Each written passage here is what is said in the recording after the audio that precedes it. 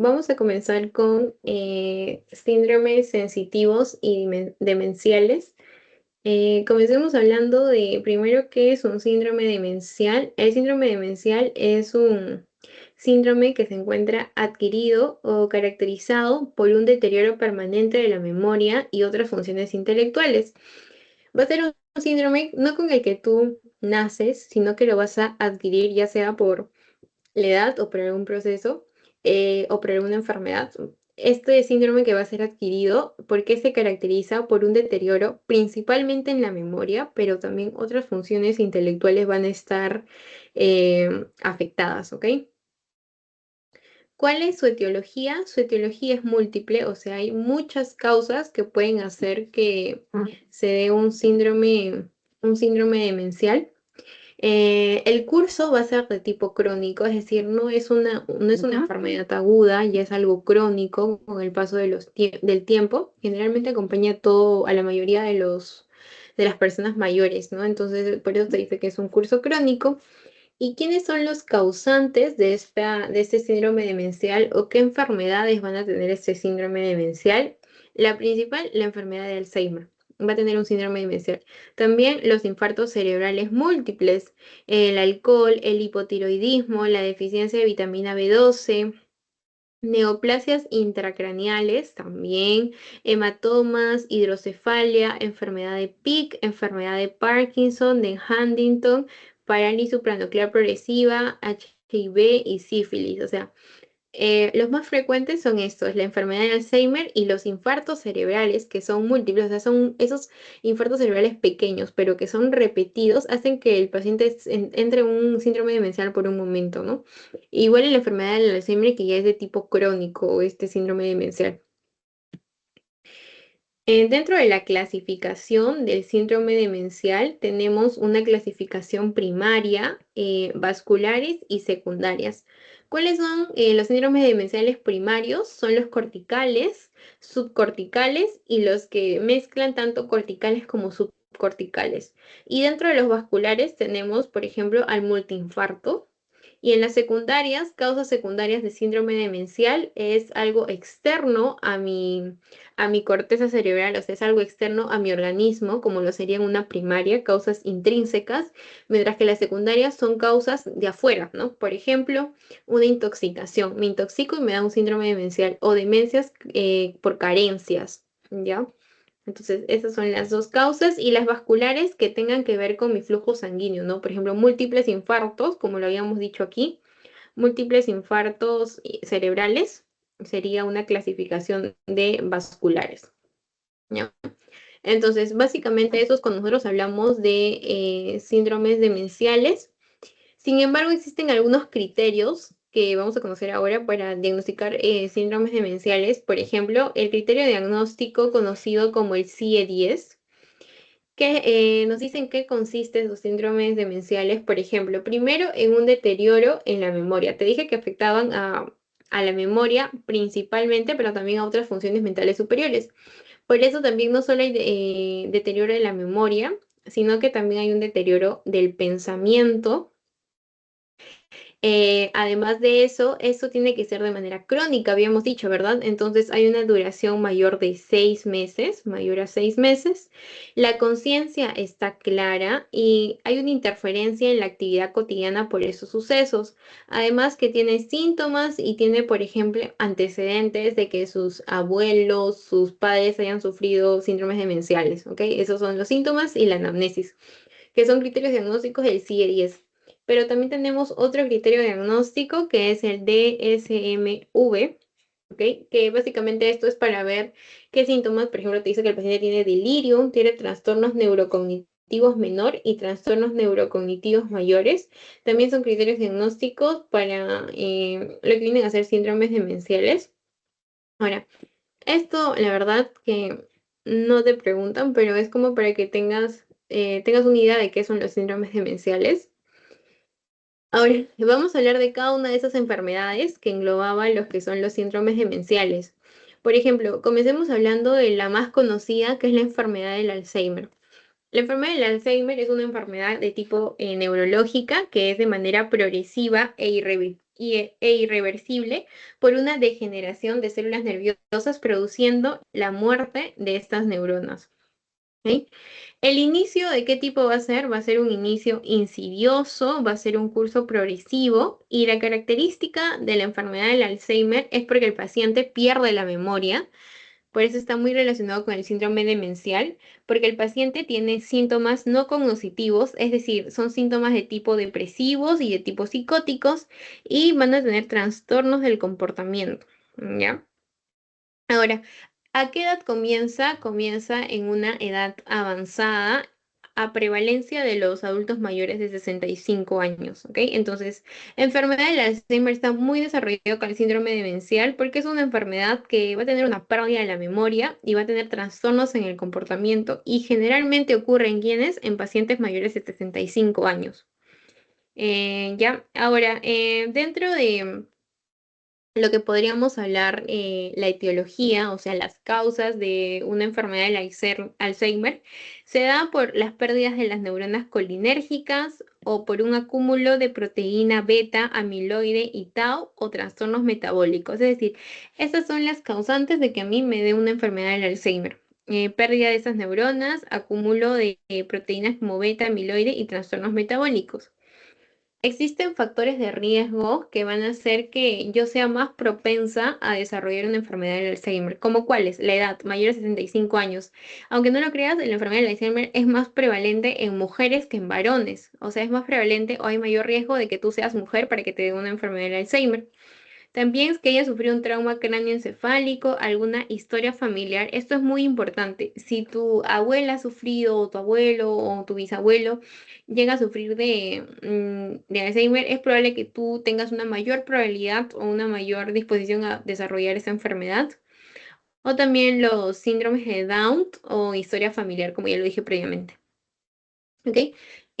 Ahora, ¿cuáles son los síntomas de una enfermedad del Alzheimer? Primero es la pérdida de la memoria, ¿no? Esto ya lo tenemos claro, que pierden la memoria, pérdida de la memoria. Otro característico es memoria remota. ¿Qué quiere decir? Que le viene como flashback de vez en cuando. Y algo también importante es la alteración en la captación del aprendizaje, ¿no? Entonces es una alteración en el nuevo aprendizaje. ¿Qué más podría ser eso? Apatía, síndromes depresivos, alucinaciones. O sea, generalmente esos pacientes tienen síndromes depresivos, empiezan a alucinar cosas. Eso, síntomas depresivos, alucinaciones. Todos estos son los síntomas de enfermedad del Alzheimer, ¿ok? Tenemos, como ya hemos dicho, síntomas psiquiátricos, síntomas neurológicos, alteración en el lenguaje también, y características neuropsicológicas como la pérdida de la memoria, la alteración en el aprendizaje, en el reconocimiento de sus seres queridos, también afecta, ¿ya? Entonces, eso es la enfermedad del Alzheimer. Es una de las causas que acompañan al síndrome demencial. En otras de ellas tenemos al cuerpo de Lewis. El cuerpo de Lewis es una demencia degenerativa primaria subcortical, que se acompaña con la presencia de algo característico, como su nombre lo dice, cuerpos de Lewis. Entonces, la presencia de cuerpos de Ley, que se encuentran diseminados ¿por dónde? Por toda la corteza cerebral y en otras regiones cerebrales. Van a tener una cierta similitud con qué enfermedades, con el Alzheimer y con el Parkinson, pero su fisiopatología es distinta, ¿no? Porque en este caso los cuerpos de Ley van a encontrarse diseminados o englobados en toda la corteza cerebral o en otras regiones, ¿ya?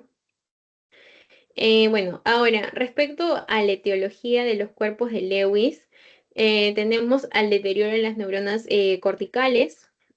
Como habíamos dicho, se acumulan cuerpos de Ley, entonces hay una acumulación de estas proteínas que van a provocar un deterioro en el citoplasma. Y también vamos a evidenciar una reducción de las neuronas. Las neuronas van a estar reducidas. Estos son características de los cuerpos de Lewis. Dentro de la clínica tenemos rasgos centrales, rasgos nucleares y rasgos subjetivos.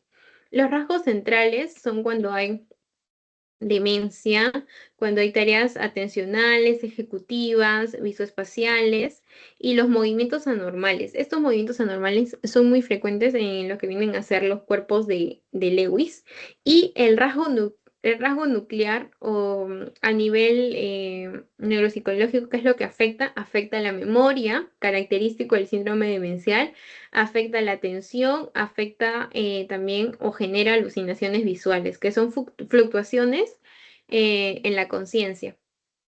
Y luego tenemos lo que es el rasgo subjetivo. El rasgo subjetivo son episodios sincopales y también tienen incontinencia urinaria o sensibilidad neuroepiléptica, neurolépticos, perdón. Entonces, esas son las diferencias en cuerpo de Lewis, de enfermedad de Alzheimer. Lo característico es por la etiología, ¿no? Sus causas son diferentes, sin embargo, concuerdan en algo que son los síndromes demenciales. Y así como la enfermedad del Alzheimer y los cuerpos de Lewis, hay otras enfermedades que se asocian con síndromes demenciales. Estas ya son las últimas, como PIC o degeneración frontal, que estos afectan únicamente a ciertas áreas del cerebro. Su causa no es conocida a comparación de las otras, como el síndrome de Lewis, que es por depósitos de proteínas. Aquí no se sabe la causa por el cual se da, pero sí los síntomas, ¿no? Pierde la memoria, como todos los síndromes demenciales, hay una rigidez en los músculos, hay una incapacidad cognitiva, perdón, una incapacidad cognitiva, son compulsivos, son agresivos, cambios emocionales, hay un problema en la higiene personal y el estado anímico, como de todos, también es inadecuado y hay una pérdida de la memoria, ¿ok? El pico de generación frontal van a empezar también como ya lo dije previamente, pérdida de la memoria, que es lo más característico de los síndromes demenciales y si te das cuenta, todas estas enfermedades van a concordar en lo mismo, ¿no? Entonces, lo característico es la pérdida de la memoria, alteraciones en el comportamiento y también alteraciones en el lenguaje. Eso es el pic de o degeneración. No. Luego tenemos otro que es el parkinsonismo, que nosotros lo conocemos muy bien, ¿no? Es algo muy común, que es la demencia degenerativa primaria. ¿Por qué cosa? Por la disminución de la acetilcolina y la disminución de la dopamina. Estos neurotransmisores van a estar disminuidos y eso va a causar el Parkinson. Las causas generalmente son hereditarias o por un estrés oxidativo, ¿ya?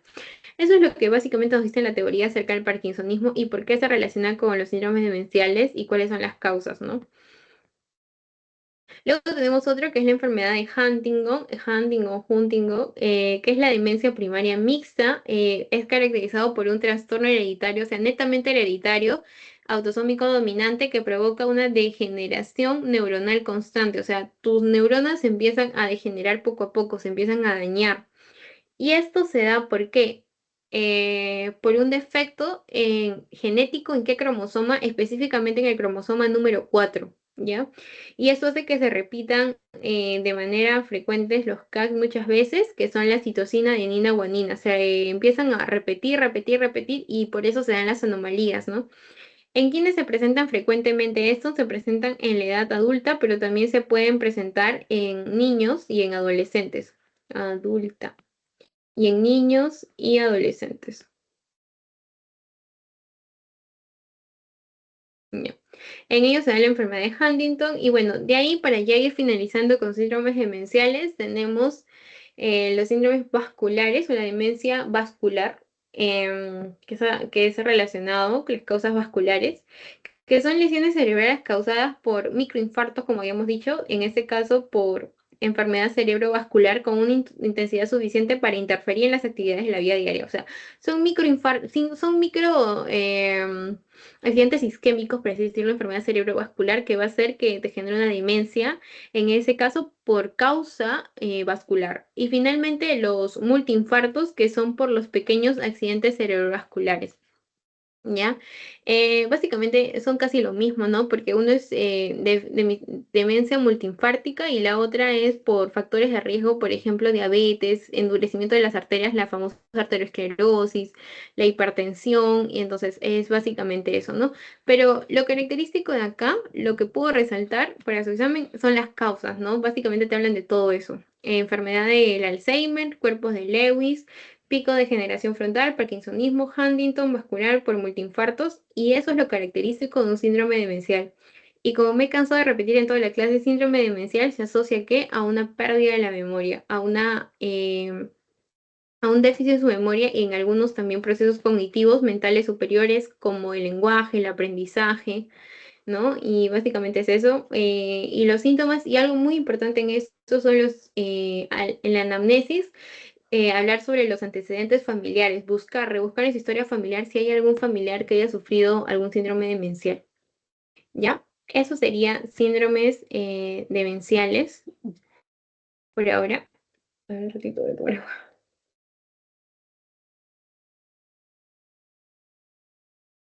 Eso sería la clase de síndromes demenciales. Ahora vamos a continuar con otro síndrome que es el síndrome sensitivo. Ya, no sé si ahora quedó todo claro. La verdad que son temas, o sea, bastantes, con bastante información, pero lo importante acá es saber cuáles son las causas o qué enfermedades comparten el síndrome demencial, básicamente. Sí, sí se Ya, entendió. Ujú. ¿sí? Ya. Ah, ya. Algo que me había olvidado de decirles, ¿se acuerdan que las causas habíamos visto como deficiencia de vitamina B12 por alcohol? Ya, esas causas son causas secundarias, o sea, son demencias secundarias, porque son factores que van a lograr demencia de manera extrínseca, o sea, fuera de mi organismo. Que tenga un déficit de la vitamina 12 no consuma o que consuma mucho alcohol, que tenga por cannabis, son causas secundarias, ¿no? O demencia por SIDA, por ejemplo, esos son causas secundarias o demencia secundaria, o así son conocidas, ¿ya? Bueno, de ahí vamos a resolver preguntas. Vamos a pasar con síndromes sensitivos. Ay, no, ¿cierto? Ya. Ahora, síndromes sensitivos o también conocidos como el síndrome del sistema somatosensorial, porque lo que vamos a ver a continuación básicamente es el sistema somatosensorial. Acá tenemos receptores, nosotros conocemos los receptores de fisiología, ¿verdad? Receptores del tacto, receptores del dolor y receptores del calor. En el receptor del tacto tenemos al corpúsculo de Pacini y Meissner. En el dolor a las terminaciones libres y en el calor a las terminaciones libres también. Todos estos comparten. Pero para hablar un poquito más del sistema somatosensorial, debemos recordar a nuestras 4 neuronas. La primera, la segunda, la tercera y la cuarta. Todas estas son neuronas.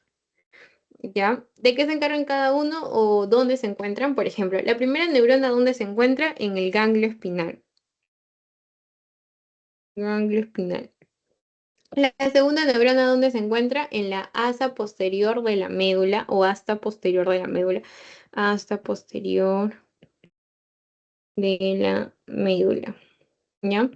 Luego, dentro de esta segunda neurona, vamos a tener como que funciones, por ejemplo, el tacto y el famoso dolor. Ambos se encuentran en la espino talámico, solo que el espino talámico ventral y lateral. En el caso del tacto es la ventral y en el caso del dolor es la lateral.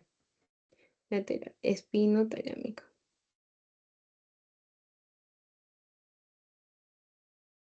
¿Ya? Eso es. Luego, cuando hablamos de la tercera neurona, también tenemos, por ejemplo, al núcleo ventral y en la cuarta neurona sí tenemos a la corteza parietal. A la corteza parietal. Bueno, esto es para que recuerden un poco de la fisiología, cómo funciona nuestro sistema somatosensorial, cómo es que se dan las sensaciones. Pero de acá lo más importante es esto, ¿no? Las sensaciones a nivel general. Tenemos sensaciones táctiles superficiales, tenemos sensaciones táctiles profundas y dolor y temperatura. Las sensaciones táctiles superficiales son la protopática, epicrítica, que son una discriminación táctil. O sea, voy a empezar a discriminar, por ejemplo, yo tengo mi plumón y sé que mi plumón es diferente a mi gancho, ¿no? Esas son las discriminaciones táctiles. O también cuando hablamos de la sensación táctil profunda, que es la palestesia, batistesia, varestesia, grafestesia, aquí ya lo hemos visto anteriormente cuando hablábamos del sistema neurológico. Entonces, esto es un poco más compleja, por ejemplo, que vengan y que te escriban en la mano una letra y que tú me digas qué letra es, y es un poco más complejo, ¿no? Entonces, eso también es una de las sensaciones generales, a diferencia de las superficiales, pero de ahí también tenemos otra que tiene que ver con la sensación. que es el dolor y la temperatura, ¿no? Te ponen un objeto caliente, tú ya sabes que está caliente, es temperatura, o dolor, te ponen un estímulo doloroso y tú retiras tu mano al sentir el dolor, ¿no? Entonces, esas son las sensaciones generales. Recuerda que tenemos cuatro: superficial, profunda, dolor y temperatura, ¿ya? Entonces, comencemos hablando de la sensibilidad superficial que ya hemos visto, que es la protopática, epicrítica, que es una discriminación táctil. Vamos a ver quiénes tienen que ver con esto, cómo se clasifican. Aquí tenemos las epicríticas, las prototípicas, las dolorosas y las térmicas. A ver, acá también las incluyen a las dolorosas y térmicas. En el caso del receptor de las epicríticas, está formado por el disco de Meissner, y en el caso de las prototípicas, por la piel glabar, piel velluda, que es el disco de Meissner, y en los dolorosos está por los nociceptores, nociceptores, y eso sí es muy frecuente, que ya lo hemos visto bastante, que es el receptor del calor, los corpúsculos de Ruffini, y el de frío, el de Krauss, ¿ya? Esos son los receptores, pero luego tenemos las fibras nerviosas y las vías sensitivas. Las fibras nerviosas, en las epicríticas tenemos las discriminativas, las gruesas por las prototípicas, y bueno, de ahí tenemos los receptores de A y C, del calor y frío también. Para ambos, dolorosos y térmicas tienen las mismas fibras nerviosas. Y finalmente, ¿cuál es la vía sensitiva o dónde se encuentra? Epicríticas en la columna dorsal y lemnisco medial, y en la anterolateral para prototípicas, anteromedial para dolorosas y térmicas. Si te das cuenta, las dolorosas y térmicas tienen las mismas fibras nerviosas y vías sensitivas, en lo que cambia son esos receptores, ¿ya? Eso es lo que cambia. A ver, no se traumen tampoco con esto. Yo sé que es un poco difícil porque te recuerda todo fisiología, ¿no? Pero lo que sí nos importa aquí es la semiología, o sea, cómo es que vamos a medir todo esto. ¿Y cómo lo vamos a medir? A través de la exploración, ¿no? Tenemos cuatro tipos de exploraciones: de protopática, epicrítica, térmica y dolorosa, que es lo que estamos viendo ahora, la sensibilidad superficial. ¿En qué consiste cada una? ¿O cómo es que yo voy a medir en mi paciente cada una de esas sensaciones? La protopática, lo que vas a hacer es agarrar un algodón y mediante una torunda de algodón vas a pasar sobre cada lado de los dermatosomas, y el paciente va a empezar a sentir, ¿no? Esa es una protopática. Mientras que una epicrítica es distinto, como en la imagen, ¿no? Se va a examinar con un compás que se llama el compás de Weber, apoyando las puntas sobre las áreas cutáneas, y vas a separarlos paulatinamente, y el paciente va a empezar a sentir cómo se lo coloca, cómo se lo sacas, ¿no? Esa es la epicrítica. Mientras que ahí tenemos otra exploración, que es la exploración térmica. ¿Cómo yo voy a explorar la sensación de temperatura en mi paciente? Con dos tubos de ensayos, cada uno va a contener un tubo caliente, ¿no? Como ves en la imagen, acá el doctor tiene un tubo de ensayo. Cada uno va a tener un líquido caliente. Por ejemplo, uno va a tener un líquido caliente de 45 a 50 centígrados y otro va a tener un líquido frío, ¿no? De 10 a 15 centígrados. Entonces, estos tubos los van a poner en contacto con tu piel, y al ver que va a sentir, ¿no? Si está caliente, está frío, eso es que está bien su sensibilidad térmica. Mientras que de ahí tenemos la sensibilidad dolorosa, y en este caso, como ves en la imagen, dolorosa, un estímulo doloroso, ¿no? Procedemos a hincar sobre la superficie cutánea, pero sin necesidad de lesionarlo. No es bueno lesionarlo. Entonces, por medio de una aguja o un objeto puntiagudo, vamos a empezar a generar un estímulo doloroso en el paciente, sin necesidad de abrir la piel, ¿no? Y eso es para ver la exploración dolorosa. Entonces, como recordamos, para la sensibilidad superficial vamos a ver estos dos, ¿no? Protopática, epicrítica, y vamos a añadir esos que habíamos visto aquí al final: dolor y temperatura, dolor y térmica. Entonces, en su PPT de la universidad les ponen estos cuatro juntos para sensibilidad superficial: epicrítica, prototípicas, dolorosas, térmicas. Y ya sabes cómo explorar cada uno de ellos, ¿no? La protopática con un algodón, la epicrítica con un compás de Weber, la térmica con tubos de ensayos, uno de líquido caliente, uno de líquido frío, y la dolorosa con una aguja empiezas a hincar la superficie cutánea sin necesidad de lesionarla, y va a retirar su mano ante el dolor. Eso básicamente es la exploración y la clasificación de sensibilidad superficial. Eso es lo más de toda la clase, siento que es lo más importante. Y bueno, para finalizar, para ya no aburrirlos más con síndromes sensitivos, Cuando nosotros hablamos de síndromes sensoriales, vamos a ver diferentes alteraciones o diferentes causas que van a causar esto, pues, ¿no? Primero, las alteraciones sensoriales por una lesión en el nervio periférico, es decir, cuando lesiones este nervio. ¿Y cómo puedes lesionar este nervio? Por ejemplo, por una compresión, ¿no? Por ejemplo, tú generas una compresión en el nervio y puedes llegar a lesionarlo. Ejemplo, un trauma, por ejemplo, el famoso síndrome del túnel carpiano, del túnel del carpo, ¿no? Cuando el nervio mediano está comprometido y entonces hay una afectación de estos tres dedos, ¿no? De estos tres dedos. Entonces, compresión, por ejemplo, el síndrome del túnel del carpo. Ya. Luego, por ejemplo, tenemos otra alteración sensorial por compromiso de múltiples nervios periféricos. En este caso, suelen ser bilaterales, simétricos y afecta a las fibras más largas de tu cuerpo. Cuando hablamos del compromiso de múltiples nervios, por ejemplo, ¿cuáles son las fibras más largas? Las más distales, tus manos y tus pies. Por ejemplo, pies, manos, una enfermedad de la polineuritis.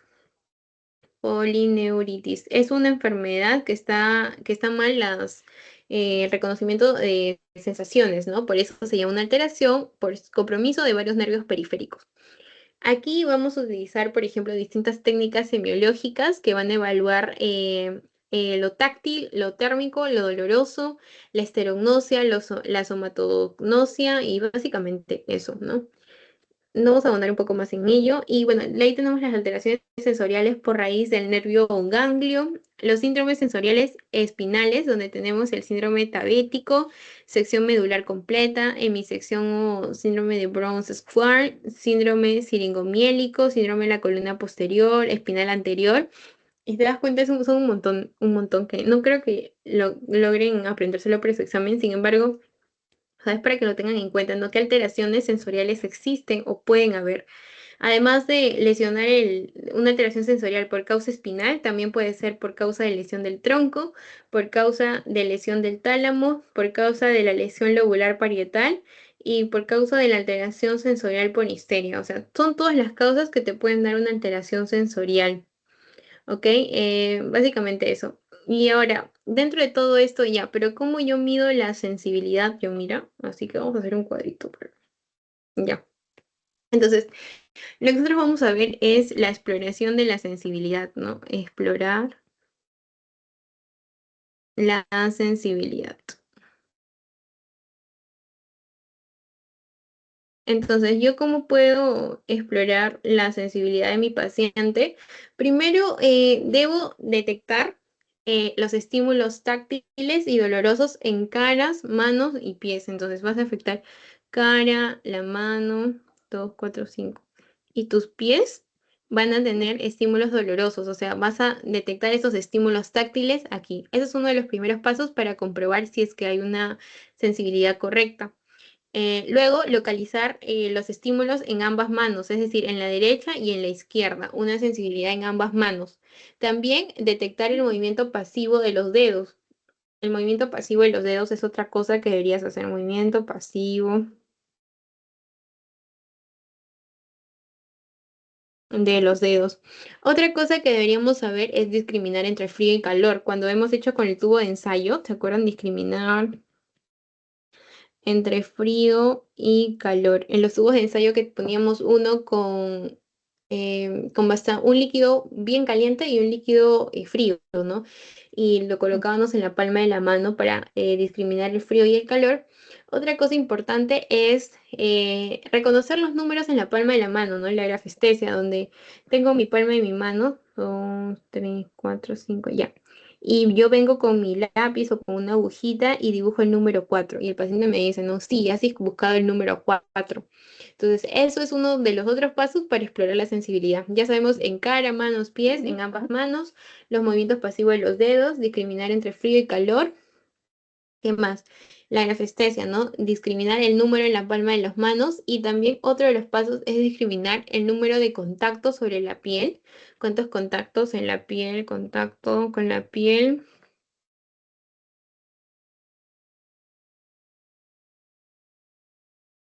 sus números y bueno, finalmente reconocer los objetos comunes palpados, ¿no? Por ejemplo, los objetos comunes como un cepillo de dientes, como una cuchara, un tenedor. Entonces, reconocer esos objetos comunes. ¿Ya? Bueno, eso es básicamente cuando nosotros queremos explorar la sensibilidad de manera semiológica y ya bueno, también lo que hemos visto en las distintas sensibilidades superficial como la protopática, la epicrítica, la térmica y la dolorosa, esos también son otras técnicas que podrías usar para explorar la sensibilidad, ¿no? Y básicamente, qué es lo que logras con esto? Que el paciente discrimine los estímulos táctiles, localice estos estímulos, que es muy importante, y discrimine o genere una discriminación de contactos múltiples, peso, forma, tamaño de los objetos. Y lo importante también, por ejemplo, al momento de hacer la grafestesia, es el reconocimiento de figuras gráficas y de objetos. ¿Ya? Bueno, eso creo que sería todo por síndromes sensitivos, al menos que haya. Algo que sí me estaba olvidando y que creo que a mí me lo preguntaron son las alteraciones. Vamos a, ¿ves? Ya no tengo más aquí. Vamos a colocarlas. También que es muy importante. Las alteraciones de la sensación. Alteraciones. Tenemos alteraciones, por ejemplo, las hipoestesias. Hipoestesias o anestesias. ¿Qué significa esto? A ver, vamos a poner otro color. Ya. Las hipoestesias o anestesias es cuando hay una disminución o pérdida de una o todas las sensibilidades, ¿ya? Pierdes una pérdida de la sensibilidad. Por eso se dice hipoestesia de sensibilidad, hipo de poco. Pérdida de la sensibilidad, sin embargo, es de manera única, o sea, en una o en todas las sensibilidades o en más sensibilidades. Ahora, ¿y ustedes cómo creen que se llamará cuando ya hay una pérdida, no hay una pérdida de sensibilidad, sino hay un aumento de sensibilidad? Un aumento, o sea, un aumento en la sensibilidad. Si estesia significa sensibilidad, ¿cómo será un aumento? Una hiperestesia, ¿verdad? Entonces, cuando yo hablo de un aumento en la sensibilidad, sería una hiperestesia. Ya. Aumento en la sensibilidad, hiperestesia. Ahora, cuando existen, por ejemplo, la pérdida de la vibración, de la sensibilidad vibratoria, se conoce como apalestesia. Apalestesia. ¿Qué es la apalestesia? Cuando pierdes las nociones de las vibraciones, o sea, pierdes la capacidad de reconocer vibraciones. Pérdida de la sensibilidad vibratoria.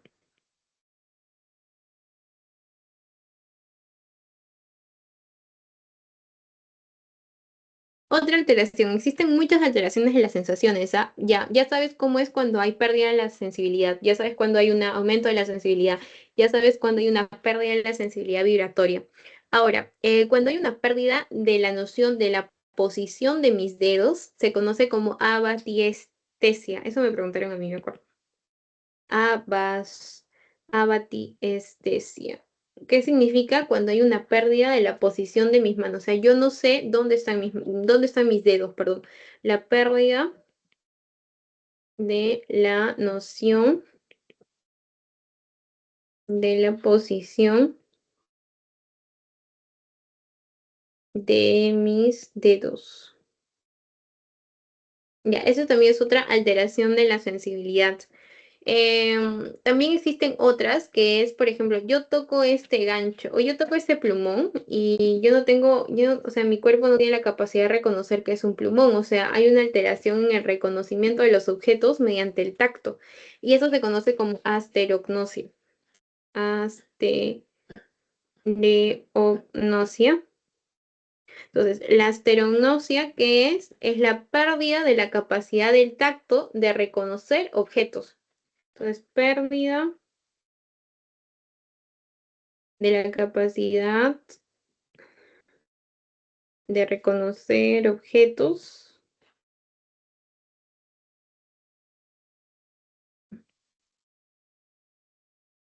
mediante el tacto.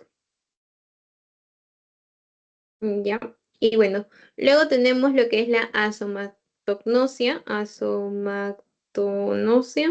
¿qué significa? Es la parte donde tienes una pérdida de la capacidad de reconocer ya no tus dedos ni la posición de tus dedos, sino tu esquema corporal, o sea, todo tu cuerpo. Una pérdida en la capacidad de reconocer el esquema corporal.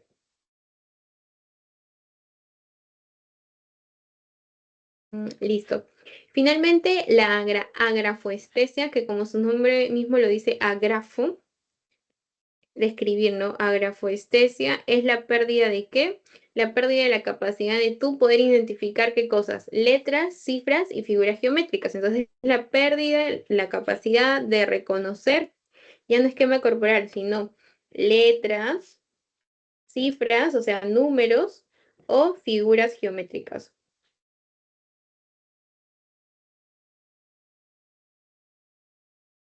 Eso básicamente. Esas son las alteraciones que nosotros deberíamos conocer para el examen más aún también, ¿ya? Alteraciones de la sensibilidad. Ya saben cuándo es hipoestesia, cuando hay una pérdida de la sensibilidad o una disminución de la sensibilidad. Ya sabes cuándo es avalestesia, pérdida de la sensibilidad vibratoria, avaliestesia, pérdida de la noción de la posición de mis dedos, asterognosia, la capacidad de reconocer objetos con el tacto, asomactonosia, que es cuando pierdes el reconocimiento de tu esquema corporal, y la grafoestesia, que es la pérdida de reconocer cifras, números y figuras geométricas. ¿Ya? Bueno, eso creo que es lo que más podrían preguntarles. Por ejemplo, anestesia. Anestesia es cuando hay una pérdida completa de la sensibilidad. Acá, hipoestesia es cuando hay una pérdida de la sensibilidad, o sea, una disminución de la sensibilidad. Pero cuando tú pierdes completamente la sensibilidad de manera global, de manera completa, se conoce como anestesia. Hipoestesia es una disminución y anestesia es de manera global. ¿Ya? Eso básicamente. ¿Alguna pregunta hasta ahí? ¿O quedó claro acerca de las alteraciones de la sensibilidad? Más preguntan esto, de todo preguntan esto más, alteraciones. Una pregunta, ¿en agrafoestesia quiere decir que dibuja sobre su mano o algo así? ¿O simplemente cuando ve o algo así no reconoce letras, cifras?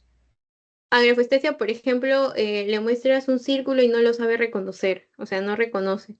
Y también como tú dices, la reconocimiento de, o sea, de que le hagan en la mano la posición táctil, pero más eso de reconocer objetos mediante el tacto, pues no es que le vas a dar un círculo y te lo va a reconocer, sino es que eso de reconocer objetos por el tacto, por ejemplo, le doy un gancho, le doy un cuadrado, así, mediante el tacto es la asterognosia, pero la grafoestesia es que no reconoce letras, círculos, o sea, figuras geométricas, cifras, básicamente eso. Ok, está bien, gracias. Ok, ok. Está bien, no te preocupes. No, eso básicamente, y ya creo que eso es más para el parcial, pero alodinia, por ejemplo, cuando habíamos hablado de los dolores, no sé, la clase del dolor, alodinia es cuando el paciente tiene un dolor en respuesta a un estímulo normal. O sea, por ejemplo, a nosotros nos hincan con esto, con el plumón, nos hacen así, y o sea, no nos duele, ¿no? Pero el paciente les hacen esto y genera un dolor generalmente incrementado, o sea, que no tiene relación con el estímulo el que está generando el dolor. O sea, es un dolor aumentado, pero que no tiene que ver con el estímulo. Eso es la alodinia. Eso creo que es lo más importante de esto y de los síndromes demenciales. No sé si ya voy a cambiarlo para resolver las preguntas. A ver, listo. Vamos a terminar de responder las preguntas del examen neurológico. Ya hemos visto el de aquí, ahora vamos a pasar con esto. A ver, te voy a dar un minuto para que puedas intentarlo, si no lo resolvemos juntos.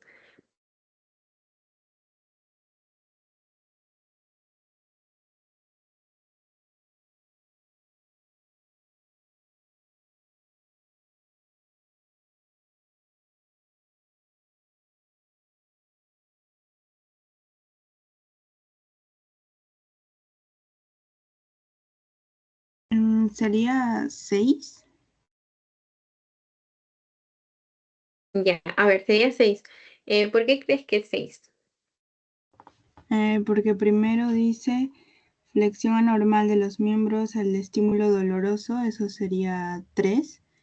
Luego, Ya, a ver, vamos paso a paso. Dices que hay una flexión anormal en los miembros, ¿no? Esta flexión anormal, porque es flexión, ¿cuántos puntos valdría? 3 puntos, ¿verdad? 3. Ya, muy bien. Digamos, De ¿qué ahí más? dice respuesta verbal a los gruñidos, eso sería 2, porque no se entiende, pienso. Muy bien, ajá. 2 puntos porque los gruñidos no son palabras, no se entienden, ¿no? No son lisuras tampoco.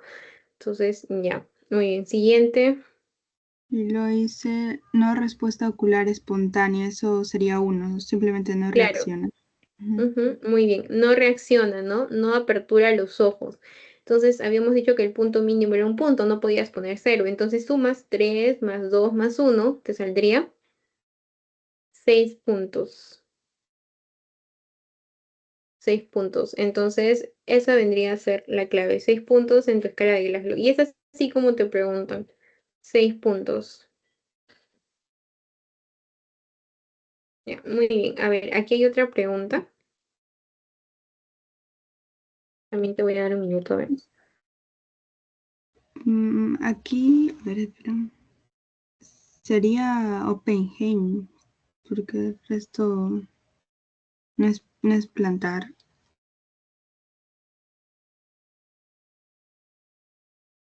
Entonces, tú dices que es Oppenheimer porque no es plantar, ¿verdad? ¿O cómo? Ajá. Porque es Ah, plantar.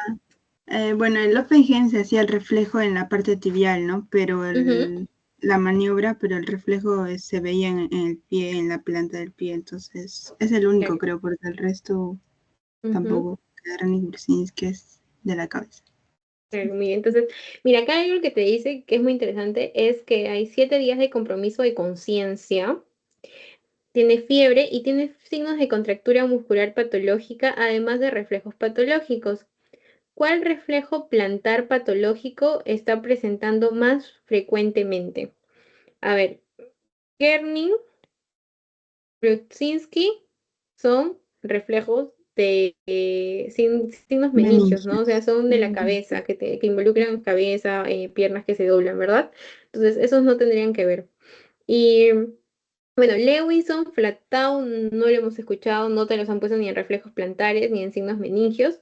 Entonces, el único que te habla de un reflejo plantar patológico, como tú dices, es el Oppenheimer, pero también te podrían haber puesto otros, ¿no? Como el Chateau, todos esos que habíamos visto, Babinski, también te podrían haber puesto. Entonces, muy bien, como tú dices, es Oppenheim. Oppenheim. Ujú. A ver, esa es otra pregunta.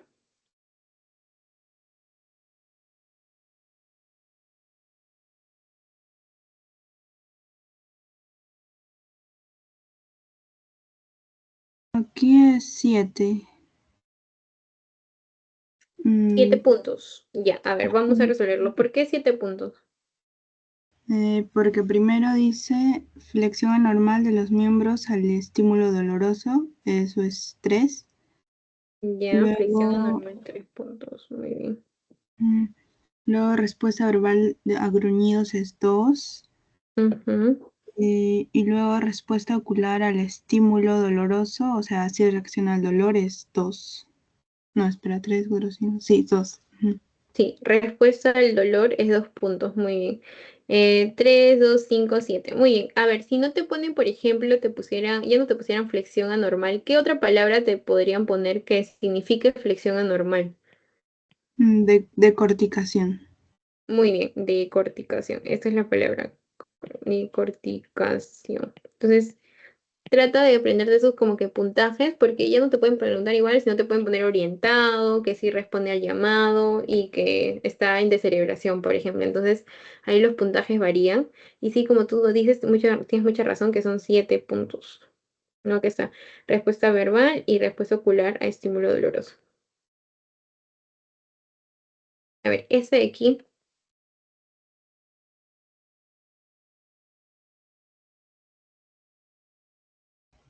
Esa es Babinski. Babinski, a ver, ¿por qué? Se parecen bastante las preguntas, ¿no? Bueno, dice, al examen físico se encuentra reflejo plantar patológico asociado a signos de contractura muscular. Y en las respuestas, bueno, Babinski es plantar, Brusinski y Kerning es meningio, rigidez de la nuca también meningio y Lewinson no hemos escuchado eso. Ya, ajá, muy bien. Entonces, paciente te dicen lo mismo, ¿no? Tiene inclusive acá te dicen por cuadro sugestivo de meningitis aguda, por referir cefalea y fiebre y trastornos de sensorio de 10 días de evolución. Al examen físico se le encuentran reflejos plantares patológicos asociados a signo de contractura muscular. ¿Cuáles de los siguientes corresponden al problema de los reflejos patológicos plantares? Si bien es cierto, te están diciendo meningitis aguda y tú dirías, es un signo meningio, pero te están hablando de reflejos plantares, como tú dices, ¿no? Entonces, Kerning, Brusinski, rigidez de nuca son signos meningios que no tienen que ver con la planta del pie. Mientras, como tú dices, así como hemos visto Oppenheimer, Chaddock, el Babinski también es un reflejo plantar patológico. Si te das cuenta, en examen neurológico preguntan bastante esos reflejos patológicos. Entonces, así como tú dices, es Babinski, muy bien. Y bueno, estas son las preguntas que hemos visto de examen neurológico. Si no sobre tiempo, y voy a poner más preguntas que tengo ahí guardadas. Pero, a ver, vamos a continuar con las preguntas de aquí. A ver, ¿qué crees que sería esta clave de acá?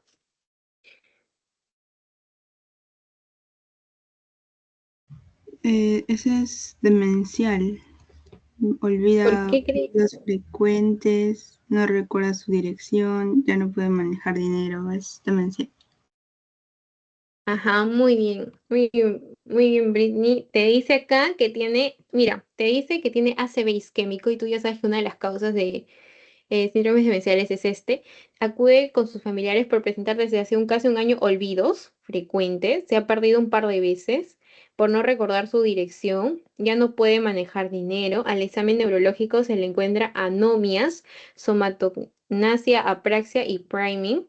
¿Cuál de estos síndromes serían los más probables?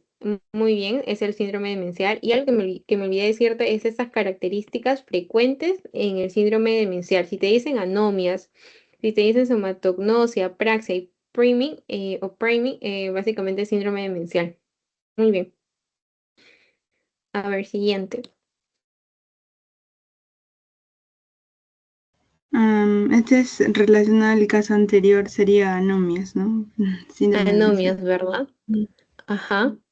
Porque, como te dije, si no había anomias, ¿qué te pueden poner? Somatognosia, apraxia o priming. Entonces, te dice que es un varón de 58 años y antecedentes que consulta por evaluación de síndrome demencial. ¿Cuál de las variables nos hacen sospechar de dicho síndrome?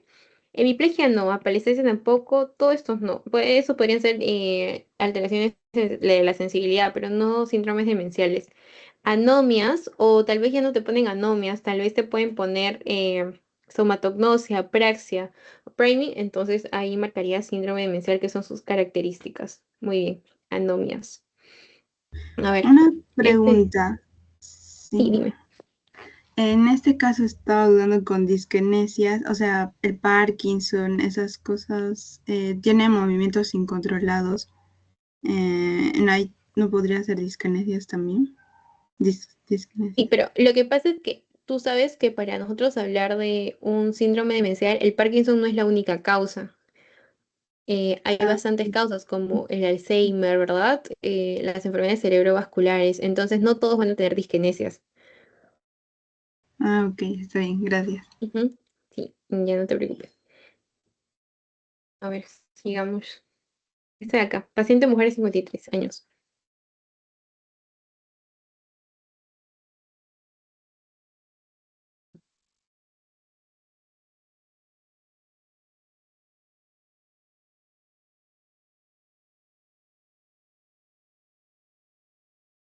Es sobre algodón, a ver.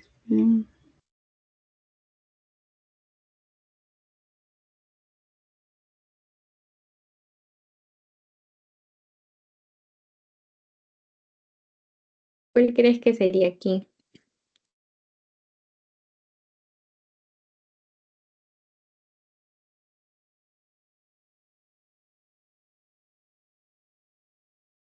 A ver, ahí como que el enunciado que te resume toda la pregunta es como si caminara como algodón.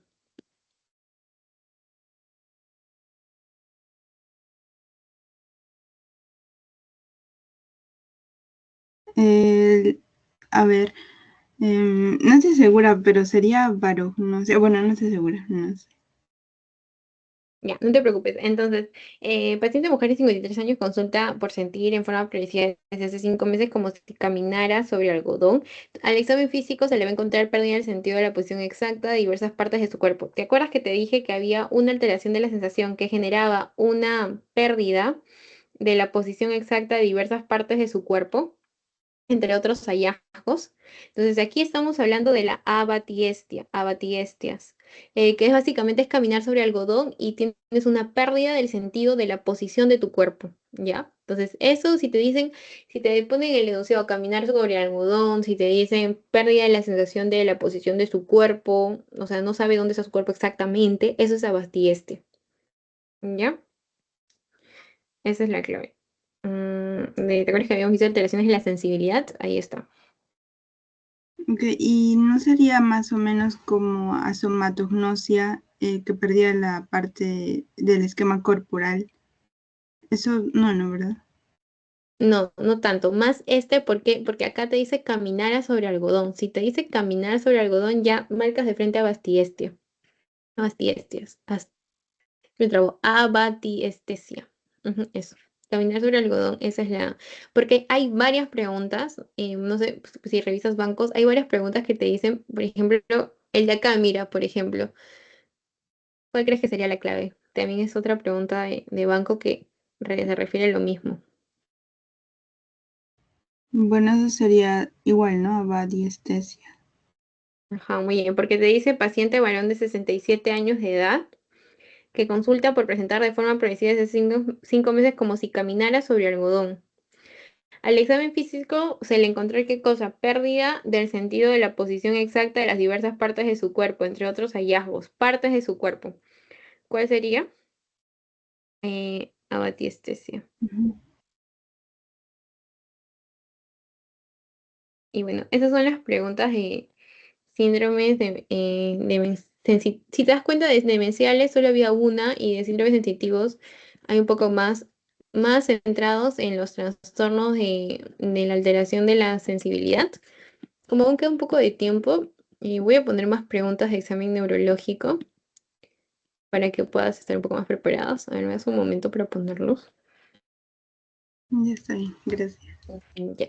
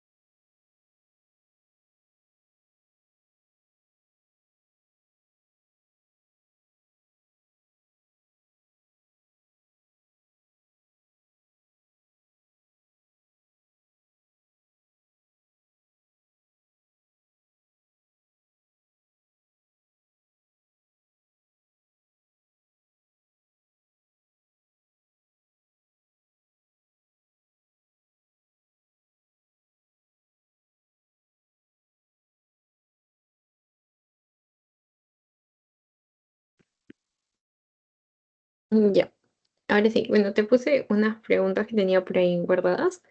Esa pregunta tiene que ver con los nervios. ¿Te acuerdas que te dije que venían que preguntaban acerca de nervios? A ver, no sé si tienes alguna idea de cuál es la clave. Te doy un minuto. En aquí sería la C porque es el nervio facial. Ajá, muy bien. ¿Y te acuerdas de qué se encargaba el nervio facial? ¿Te acuerdas que lo vimos? Te dije, ¿te acuerdas que se encargaba del movimiento de la boca también, de los movimientos peribucales?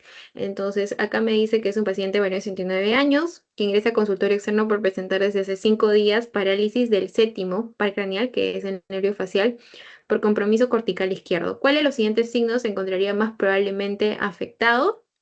Y como tú dices, como es nervio facial, caída de la comisura labial derecha. Muy bien. Y mira, hay otra pregunta de otro ciclo que es igual. Si te puedes leer, mira, dice, paciente mujer de 67 años de edad que ingresa a consultorio externo por presentar desde hace 5 días de forma progresiva parálisis del séptimo par craneal. Lo mismo. ¿Cuál crees que es el signo que vas a encontrar? Desviación de la comisura labial izquierda. Lo mismo también. Desviación en la comisura izquierda y desviación en la comisura izquierda. A ver, en esta pregunta, ¿cuál crees que es la clave? También tiene que ver con estos reflejos plantares o no plantares. Bueno, en este caso es no plantar. Ahí sería el Kernick porque es meningio, ¿no? El resto es plantar. Ajá, muy bien. Entonces me dice paciente mujer de 16 años de edad que ingresa a emergencia por cuadro sugestivo de meningitis, por recibir cefalea, fiebre y trastorno del sensorio desde hace 10 días de evolución. Al examen físico, ¿cuál de los siguientes se encontraría más probablemente como un reflejo patológico no plantar? Y el Gordon, el Schaffer, el Babinski, el Chadok, todos estos son reflejos plantares patológicos. ¿Cuál era el único que no es un reflejo plantar patológico? Es Kerning. Ah, muy bien. Ahí está. Ahora, este es otro. Otra pregunta que también tiene que ver con los pares craneales.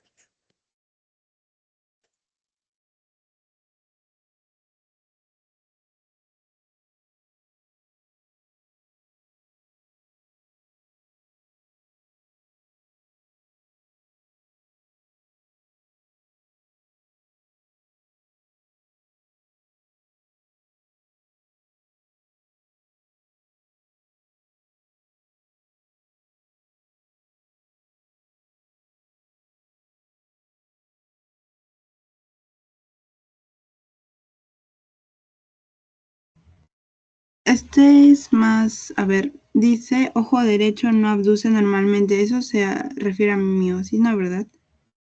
¿Cómo? A miosis, no, ¿verdad? Eso es No. otra cosa. Mm, Miosis, ¿te acuerdas miosis y midriasis? Miosis es contracción pupilar cuando tu hijito sí. es de chiquito y midriasis cuando se agranda, ¿verdad? Entonces, no, no tiene que ver con eso.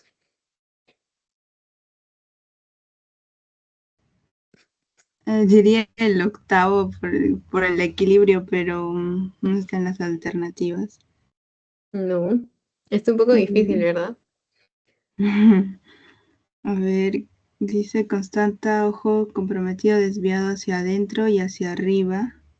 Inclinación de la cabeza al lado opuesto del músculo paralizado. La verdad, no sé cuál es. Ya no te preocupes, yo tampoco como que no le hubiera respondido, porque y así me preguntaron, me acuerdo con miosis. Entonces, mira, primero hay que recordar un poquito. Nos dicen que paciente mujer de 64 años de edad ingresa a consultorio por enfermedad progresiva, notando que el ojo derecho no aduce normalmente. Ve imágenes dobles, una por encima y ligeramente al lado de la otra, por lo cual le es difícil bajar las escaleras. Mira, acá está la clave. Difícil bajar las escaleras. Al examen clínico se consta que un ojo está comprometido, desviado hacia adentro y hacia arriba e inclinando la cabeza al lado opuesto del músculo paralizado. ¿Cuál es el diagnóstico? A ver, vamos a ir descartando, ¿no? ¿Por qué no puede ser el tercer par craneal? Porque no me está diciendo que impide una miosis, ¿ya? Entonces no puede ser tercer par craneal. Sexto par craneal, ¿por qué no puede ser sexto par craneal? Porque el sexto par craneal, que es el motor ocular externo, básicamente este se encarga de la desviación lateral de los ojos y te está diciendo, pero cuando tú bajas las escaleras no miras de manera lateral, sino miras hacia abajo, ¿verdad? Entonces no podría ser el sexto. Y por ejemplo, en el séptimo, que es el facial, obviamente lo descartas. ¿Por qué? Porque el facial inerva músculos, pero más movimiento de músculos. Y el segundo par craneal, ¿por qué lo descartarías? Porque el segundo par craneal es a nivel global de la visión. O sea, es lo que ve. Pero si te diría que no ve, ahí ya obviamente que lo marcarías porque es a nivel general. Pero acá no te dice que no ve, sino que se le dificulta bajar las escaleras porque ve una imagen encima de otra o ligeramente hacia el lado. Y entonces la clave, si lo hubieras hecho por descarte, es el cuarto par craneal. Pero ¿por qué es el cuarto par craneal? Porque recordemos que el cuarto par craneal es el troclear o patético. ¿Y de qué se encarga el patético? De girar el ojo hacia abajo y efectuar una rotación nasal. O sea, es el que te permite bajar las escaleras. ¿Por qué? Porque miras hacia abajo. Es el nervio que te permite mirar hacia abajo. Ese es el cuarto par craneal o el troclear o el patético. Mirar hacia abajo en dirección nasal, en dirección de tu nariz. Entonces, esa es la clave, el cuarto par craneal. Y esas son las que ya hemos resuelto juntas en la clase. ¿Tienes alguna duda, Britney? Sí, si solo me diría que mira lateral, marcaría el sexto par, ¿no? O Claro, necesariamente si tienes que... hubiera como que uno que solo dice que no puede hacer movimientos laterales del ojo, desviación, o tiene una desviación lateral del ojo, no puede hacerlo, es el abducens, ¿no? El motor ocular externo, el abducens. Ok, está bien, gracias. ¿Sí? Ya, ok, está bien. Entonces voy a mandarte el post-test para que puedas resolverlo. Ok, voy a dejar de grabar, a ver un momento.